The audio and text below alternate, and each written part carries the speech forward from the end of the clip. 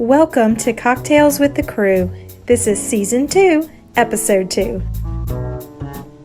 Hi, and welcome to this episode of Cocktails with the Crew. I am Jessica Burke, the publisher of New Orleans Weddings Magazine, and I'm Rena Sweeney, creative director of the magazine. And you are also owner of Alchemy events. Yes, give a little shout out here. So today we actually had a totally different topic prepared to speak about, but you know, as things go lately, we're just rolling with the punches, and we are talking about something different. But fortunately, our mayor always gives us something to chat about.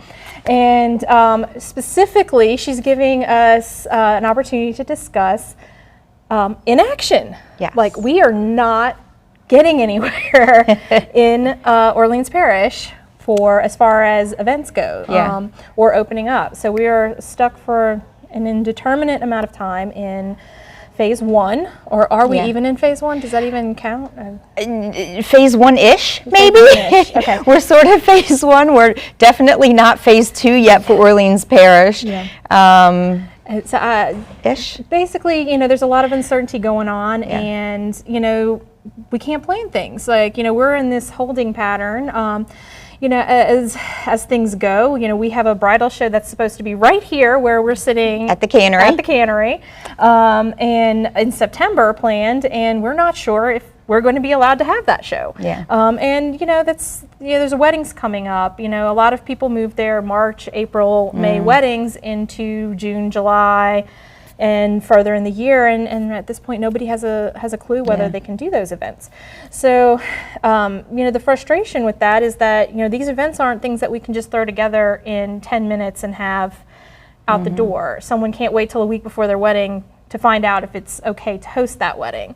And the same thing with the show, because there's so many moving parts. We usually plan for months on end to pull that all together. So you know, Rena, being in the event industry, I'm sure you can speak to that as far as the timeline for producing an event. I mean, you know, what are we looking at? I have certainly had events where we've kind of pulled, you know, some magic out and made it happen when we needed to, whether we've had just a last minute change dealing with a family member, or, oh my gosh, we need to move things up.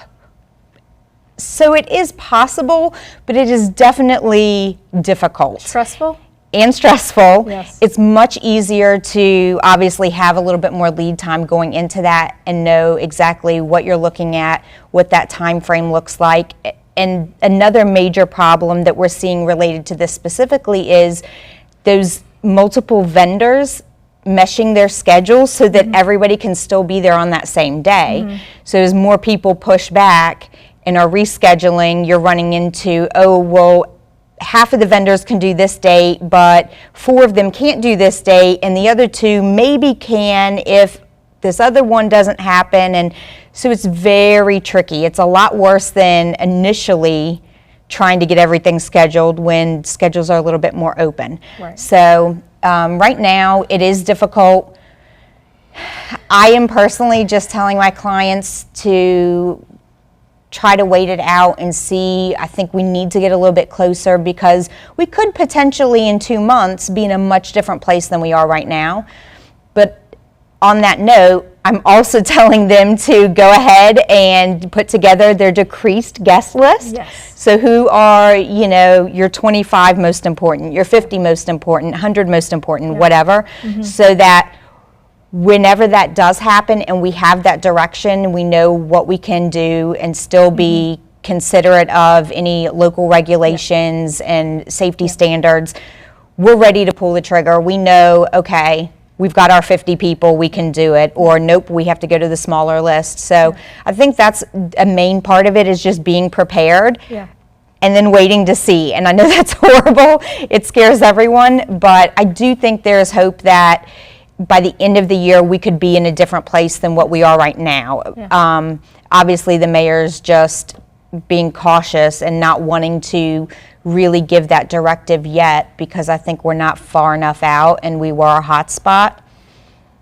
And it's understandable, but it is also very frustrating for people in our industry, especially Orleans Parish, when you're seeing that Jefferson and St. Tammany and some other local parishes are proceeding and letting events start to happen again. And people in Orleans Parish, even like here at the Cannery, you've got a venue sitting here and you can't do anything with it. And there's restaurants down the street packed. Exactly. And people, you know, a mile away across the parish line that are doing events. So it is frustrating. Yes, absolutely. And so, you know, one of the things that we have been trying to come up with is our multiple plan B, C, D, all the way through plan Z, which can be overwhelming. But, you know, you have to have that backup plan, like you said. You know, sometimes there's going to be virtual events that have to happen. If you can't physically get everyone that you want in that space, you know, it's maybe not practical to just keep pushing the date off. You know, 2021 is probably pretty booked up for a lot of vendors right now that had to move all of their 2020 weddings into next year. I know didn't you get a referral for 2024? Yes, yes, an inquiry for 4 years from now. Yes. So people are definitely, I think, looking further out because they just want to make sure they're not taking a chance. Let's just wait and see. Especially, I think modern couples often live together. Yeah. So it may not be as much of a rush, especially if they've already been together for a long time. So I think they're just being cautious and would rather wait a little bit longer. I think we should state with that, trying to plan 4 years out is really not practical and is unlikely. There's probably very few venues or vendors that are going to be willing to issue contracts for something 4 years out. Very true. Well, it's hard to know, you know, what the cost of things are going to be down the road. So many things could happen between now and then. So most vendors really don't like to quote more than maybe 2 years out. Yeah. So it does make planning a little bit more difficult. But it's definitely something to think about, you know, maybe going into even 2022, you know, at this point, being able to go 18 months in the future and give everybody enough time to recover the economy. I know a lot of people are also worried about having to rebook weddings when maybe their finances are different than what they thought they would be 6 months ago when they initially started the planning process. Yeah, that makes a lot of sense. I know that we saw a pause in brides, couples, grooms planning during all of this, and they were still out shopping. We know we saw the web traffic, we saw people looking, you know, and browsing around, but what we weren't seeing was those bookings happening, and that makes perfect sense because, you know, who wants to put down money if they don't know if they can actually have a wedding that day, you know? Yeah. I personally understand that. So, I'm one to tread more on the side of caution in that sense. So I can appreciate that, you know, and hopefully everyone gets to have that dream wedding ultimately and feels confident to move forward because this is such a great place to get married. We love doing weddings here. This is such a hospitality central city, and, you know, we're hoping that New Orleans itself can start seeing those events happening soon. And, you know, I realized we've completely forgotten to talk about this cocktail. So Toulouse Gourmet has created the Watermelon Spritz. Is that what we were calling it? So yeah, it's delicious, whatever it is. I'm going to try some. So a watermelon mint cocktail, I believe. Some CIROC, watermelon, fresh watermelon, and mint, and it is super tasty.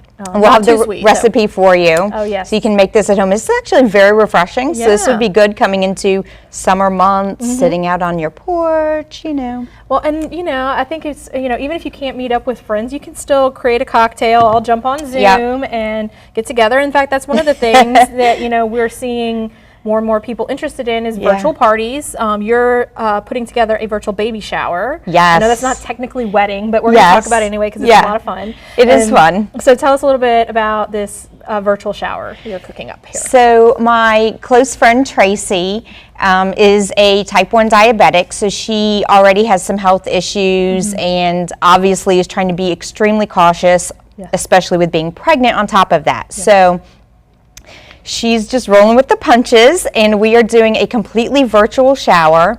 Awesome. All of the gifts are being shipped directly to her house in Florida, and she's originally from here, so as most New Orleanians know, I mean, we tend to have a very wide social circle. I think because people love the city and they come here to visit, or they move here and then they never want to leave. So in the same way, she has people spread out all over the country. So we are putting together this shower for her, completely virtual. Each guest is going to get a little goodie box sent to them in the mail. And well, we have a few surprises, so I won't reveal too much because I want to keep some surprises for Tracy. But Jessica is putting together some surprises. We have a virtual background that we're doing for the shower that Jessica is actually creating for us, since you're an artist. Can draw more than a stick figure, unlike me.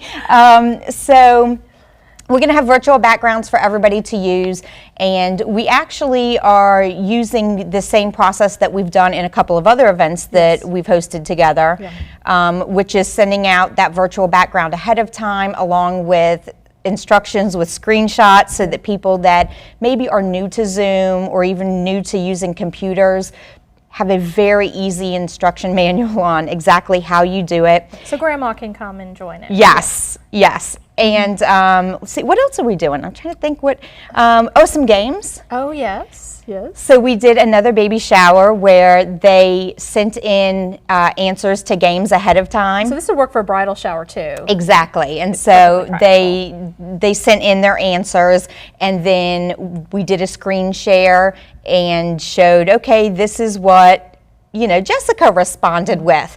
And it was really funny and everybody was laughing. And it also helps break the tension a little bit because it is a little awkward doing a Zoom party. I've had some people tell me that. We did a Zoom retirement from my mother, who's a school teacher, a couple weeks ago. And I think people that especially are not used to talking on film or on Zoom virtually, it can feel a little weird, like they're not sure, should I jump in, should I talk, should I unmute? So I think icebreakers are especially fun because it helps to kind of get everybody comfortable again. So we do some little icebreakers and games, and we also, at the last baby shower we did, and I think we'll do this again as well, let the mom go around and give them a little tour of the nursery, which is fun because most people may not get to even come in and see the nursery. So it actually ends up being really nice and I think personal. And as far as weddings, and bridal safe. It's safe, Yes, and bridal showers are the same. And we also can even do photo shoots. So Jessica is going to be doing the screen captures. Yes, the maternity shoot for Tracy. So do you want to talk about how you do that? We can talk about that next time. Okay. So we'll do a little maternity shoot for her. So the same thing would go with any couples that are wanting to do a bridal shower. We could do the same thing. We'd have it recorded for you, and you keep that video forever. You can go back and watch it. Yeah. So this actually, that's a fully virtual event. Yes. We have the opportunity now, because technology is amazing, to do partially virtual events, live streaming. And that's something that I think is going to be happening a lot. And, let's just face it, we don't want Uncle Bob holding somebody's iPhone in the background on Facebook, live streaming, a wedding, because, that's just not that much fun. So, there are companies, in fact, our intrepid production company here, HootDown, who does our recording. You probably recognize the owner. This is a brand new company for Brian Jarreau that he has is introducing now in response to everything that's going on. A lot of us are pivoting, and this is just a great way to, allow, if you only can have 25 guests at your wedding and you have 200 on your list originally, it's 175 people's feelings are going to get hurt. And so, you want to be able to have everyone see it. You don't want to have to wait months for the official video to come out, whatever. So having, that video live, or having the event live stream is something really cool. So we're actually dragging Brian out from behind the camera, and he is going to grab a chair and come on and join us. And hey y'all, hello, and tell us a little bit about. I forgot my drink. Where's your drink? Oh, where's your drink? It's the most important part. He's been It's drinking cocktails behind the with the scenes. crew. You've got to have the cocktail. Here, let's cheers. Cheers. You need Notice a fun mine straw. has less in it. Yes, that's because because they've been doing all the talking. we've been running our mouths. So it's our turn. Yes. Awesome. So tell us about this. So Yeah. why did you decide that this was a pivot you were going to make here? Sure. So, in the beginning of the pandemic and the lockdown and the crisis that has come about, I had a friend of mine who had planned for a wedding in late May, and what ended up happening was I attended his wedding via Zoom, and he had a Zoom wedding, which was really cool because we were able to have friends from all over the country join us for this Zoom wedding. And after the wedding, it got me thinking. I was like, here's my photography business, and we're completely hurting right now, just like everyone else, because no one's booking weddings and no one's really sure when we're going to have weddings right now. But some brides are opting to still have their ceremony, Little bitty one, a little small ceremony with just the necessary people, and then they can stream their wedding. So this idea came to me with this live streaming, and so what we're able to do is we're able to bring 4 different camera angles. Set cameras up all around the venue so we can do tight shots, and we can do wide shots of all of the ceremony and all of the action. And then in addition, we can switch between all of the different cameras, and we can include graphics and slides. So before the wedding, we can have a nice graphic of the bride and groom's name that's superimposed over the image, and then afterward, we can include graphics, thank yous, as well as information about the wedding that guests might need. So we're able to live stream that on any of the platforms that are currently available, which is super awesome. And the process is super simple. Basically, the bride and groom create a live event of their wedding, pre-create the wedding event, and then it produces a stream key. The different services produce a stream key, and then we can take that stream key and drop it into our system. And then once we start uploading the stream, it automatically starts streaming so that all of the guests can watch the stream. And you're saving this too, great. also. It's not just the live stream there. Right, so in addition to the live stream, it's also being recorded, so a hard copy is being made. In fact, we're using the system right now to make a hard copy of this podcast. And what's super cool about doing that is that it's completely linear, so there will be hardly any editing afterward because everything is being captured and edited on the fly. Which is super cool. So at the end of the wedding, we're able to give you a hard copy of the wedding nearly instantaneously. We might add a little, extra on the back end, or we might wait till you're not on your wedding day so you don't lose the thumb drive. Well, no. But there's no going back and having like 15 hours of editing work, and it takes 8 months to get your video. Absolutely, right. Okay. And you could still hire the videographer to do the fancy trailer and all that kind of stuff. Yeah, absolutely. And if you're if for a lot of brides and grooms who are opting to have just a ceremony and stream that ceremony later on, they're going to have a party or a reception, an event. Myself, we're going to have a wedding later on down the road and just pretend like we never got married in the first place. Yeah, we heard you got married and didn't tell anybody. Is this the official announcement? No, it's not. We might have to delete that. You heard it here first. You brought it up. We were trying to be nice.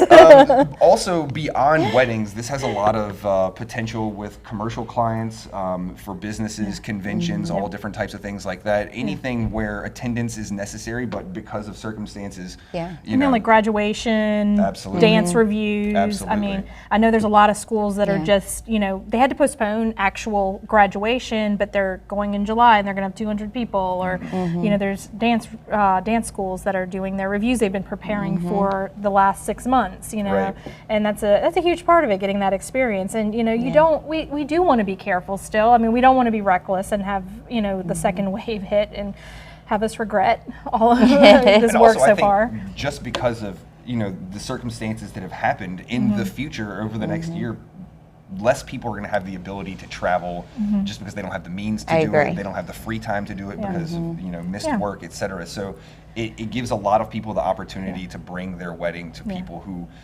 in our destination wedding city might not be able to come. And we want to keep New Orleans a destination wedding city, obviously, even if that destination is a URL address. Yes, absolutely. I cannot agree more there.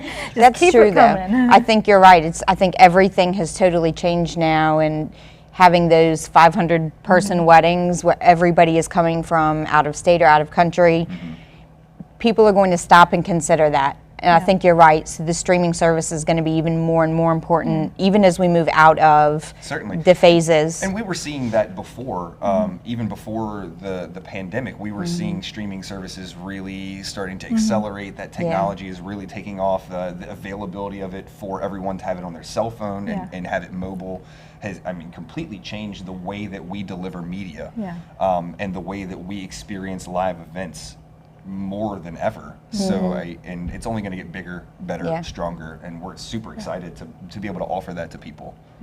And the great thing is when you have venues like here at the Cannery, they have built-in television screens around the space. So those are things that I would assume you can just plug right into, right? Yeah. So if the bride leaves the main ballroom area and comes back to the lounge, she can still see up on the screens her Absolutely. grid of guests or whatever, and then obviously if not, then I would assume pretty simple. We can set up a screen anywhere and broadcast that both ways, so the bride can see all the faces of her guests up there too. Yeah, if we're doing that through a Zoom meeting, for sure. Some of the services, for instance, YouTube and Facebook don't offer that. It's a that one-way service, right? But for Zoom, we can absolutely do that. And by having that upstream with everyone's faces included, then the bride and groom feel like the people are still there and they're still experiencing, because you can see everyone's expressions. And see everyone experiencing your day as if they were there. So this has given me the idea, like, okay, if you wanted to have a live band, which is currently not allowed in Orleans Parish, the band could really just set up somewhere, be recorded and projected on a screen in the reception. You put the music in, and it's not real live, but it is. It's as close as we can get it. So we're going to fake it till we make it on this.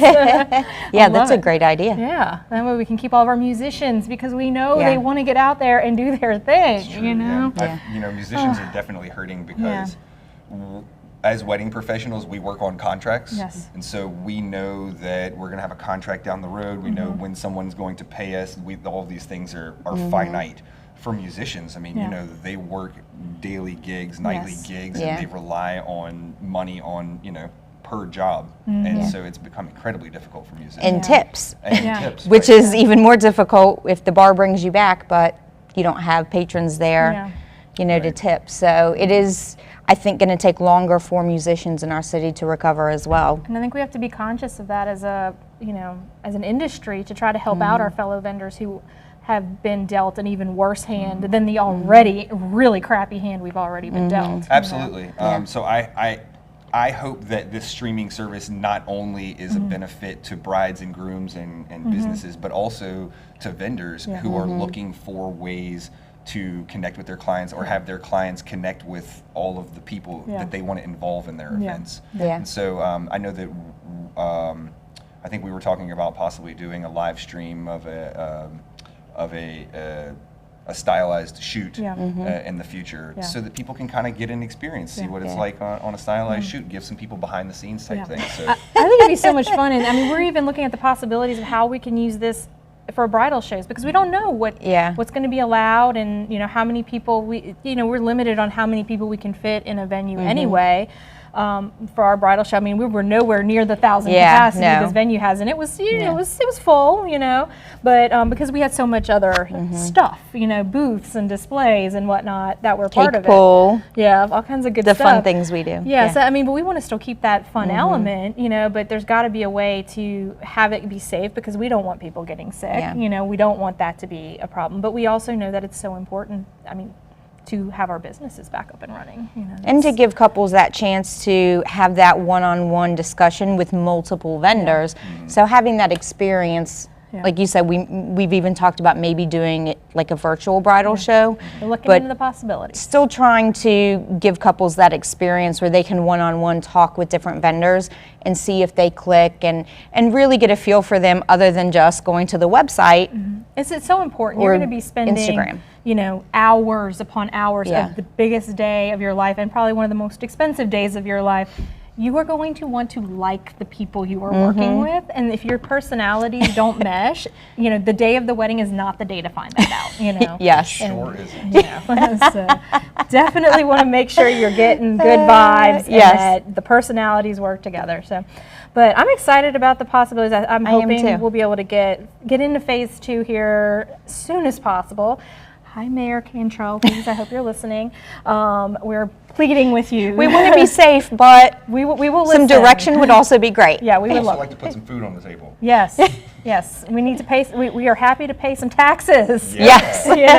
But we got to make some money to do it. So, but until next time, I want to thank Brian for being Yeah, here. thank you. Thank you so much. I appreciate Thank you. it. Thank you. And also our wonderful host, the Cannery, and Toulouse Gourmet for the drinks. They will be joining us next time. It's so good. Y'all stay tuned and look for next time, and be sure to follow us. We are on iTunes, Stitcher. You can watch the show on Instagram TV or YouTube, and follow us at The Wedding Crew on Twitter and Instagram. So until next time, yeah.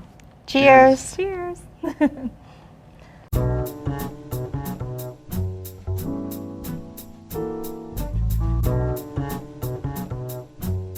Cocktails with the Crew is a New Orleans Weddings Magazine production, recorded on location at the Cannery in New Orleans with host Jessica Burke of New Orleans Weddings Magazine, Rena Sweeney of Alchemy Events, and Kelly Levy and Ashley Dubret of the Cannery and Toulouse Gourmet Catering.